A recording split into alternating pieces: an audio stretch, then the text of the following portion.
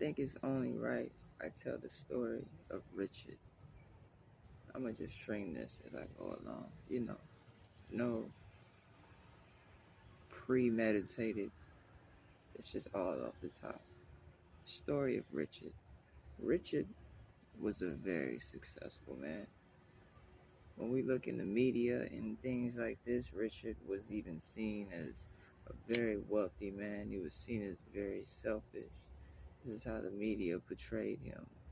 Richard's net worth was said to be over $100 million. Now, in reality, how close was it to that? Probably not close, but he was a very wealthy man. Richard was. Now, contrary to his media perception, the way people perceived him, I'll never forget I seen Richard do one of the kindest things ever. Because Richard, he really didn't do too much charity work. He didn't do too many toy drives. I mean, it was all kind of people saying, "Oh, he has all this money. He should be donating to this and donating to that and donating to this and donating to that and donating. And if I had his amount of money, I would have done this and did that."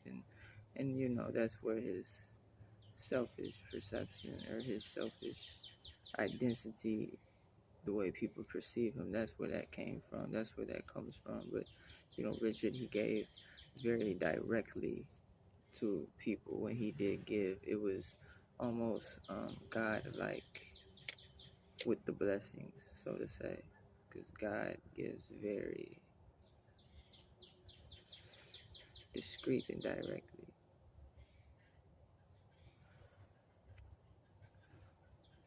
But I'll never forget it. I'll never forget it. This is more so just like sage. It's not even to be smoked at the moment.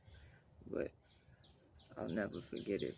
I remember seeing Richard. Richard was driving, and as he was driving, he seen a man holding his stomach. He was just walking by. The man had a birthmark that you couldn't forget on his temple.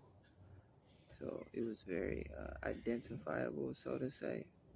So this man, we're going to call this man that was walking holding his stomach, we're going to call him Chris. Yes, Chris. So as Chris was walking, he was holding his stomach, and he sees a woman drive by Chris, offering Chris a few dollars to get some food. But Chris politely declined the lady and said, "No, it's fine." The lady drove off.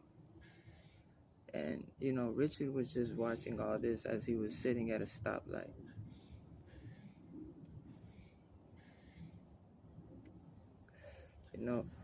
Now,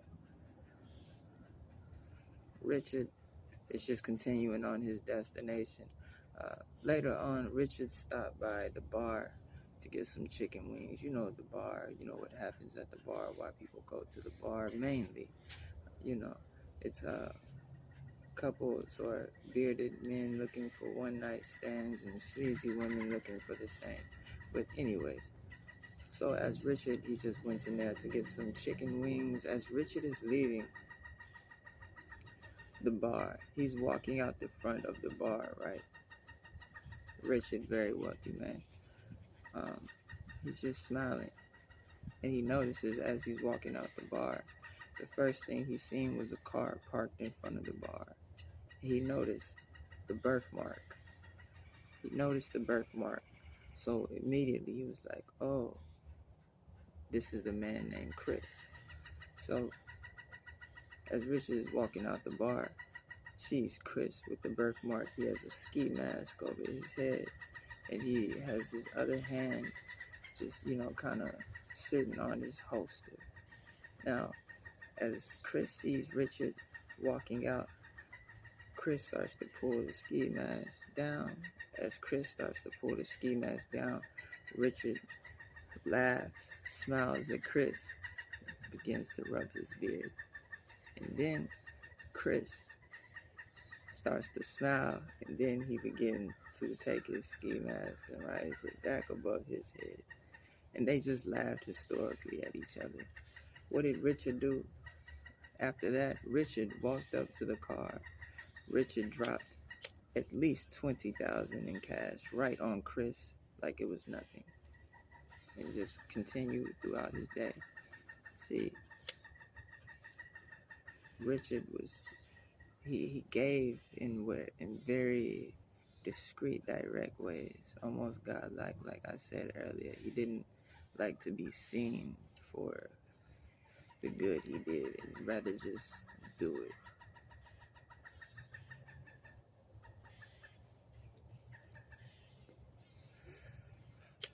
I said, damn. I looked at Richard and I said, damn, that's character right there. That's something I could learn from.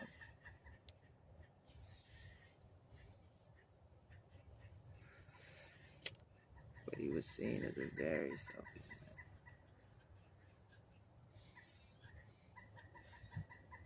And that, my friends, is the story of Richard.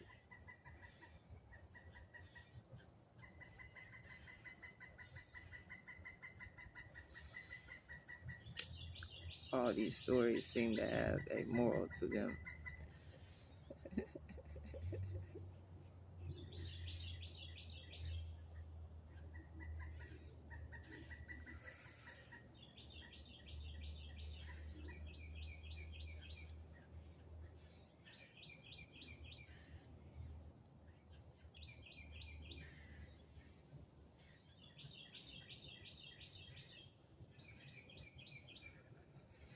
I guess the moral is, don't judge a book by its cover, or what others may, or how others may perceive someone,